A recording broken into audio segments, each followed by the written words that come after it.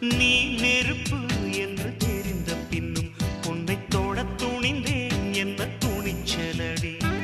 மணமகளாய் உன்னை பார்த்த பின்னும் உன்னை சிறை எடுக்க மனம் துடிக்குதடி.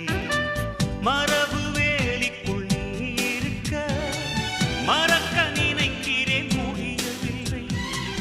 இமயமலை என்று தெரிந்த பின்னும் எறும்பின் ஆசையோ அடங்கவில்லை.